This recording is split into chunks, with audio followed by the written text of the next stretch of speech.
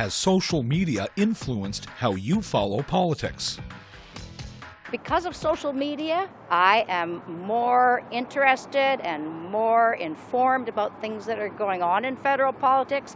I'm blessed to have a lot of very intelligent friends that will put things out. Some things I might agree with, some things I perhaps might be suspicious of, but it always causes me to look more deeply into what my friends are concerned about. Actually, oddly enough, I'm one of the, I guess, millennials that's not on social media. I'm a young 30-year-old person, and I just am not on social media. I believe that social media, though, is positive and negative. We all have to be aware of where we're getting our news and our facts from. I've always kind of had the same political opinions just based on the best climate action plan, because that's pretty important for our future. Yeah, the same for me. Like, I'm not researching politics always and looking at them, but yeah, definitely just what's best environmentally and for the climate. Yeah, I don't really think that social media has influenced my opinions at all, but... Yeah, me neither. Yeah. As far as social media affecting me, I actually personally don't use social media. I don't post things. I mean, probably. I think it'd be naive to say no. I guess the good thing about it is it allows you to connect with people very immediately, and like people in representative politics, like you can kind of tweet at them, and like that's kind of open. So, but like before, for example, if you just emailed a politician, nobody really knows if they pay any attention to you, if they email you back. But if you like tweet at a politician, I feel like they're more likely to answer because everybody can see that you've asked them something and that they've ignored it. So I guess I've always kind of followed politics, but yeah, maybe social media changes like how those interactions happen. I'm not entirely sure if the positives outweigh the negatives. I know like there are these issues like of like an echo chamber where you follow people you agree with and you see their stances and they're much like yours and you become more kind of ingrained in your own way of thinking. But yeah, it's definitely changed the way people interact, I think, with politicians and with each other online. Oh, definitely. Social media is everything these days. It affects how everybody follows politics, right? So it's definitely changed the landscape for politics in general, yeah. No, it just makes me mad. I just cannot be bothered with that end of things. I like to read articles and get informed on my own. People's opinions on Twitter and Facebook are not going to put me in a direction, so mostly it just angers me.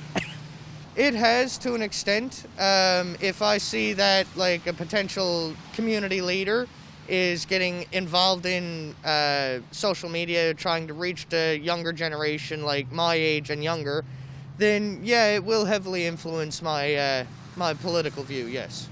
Yeah, to a certain extent, of course. I mean, it seems to be a lot negative more than positive. Politics seem to focus on more of what they want people to hear instead of listening to the people. So, yeah, that's my opinion, though.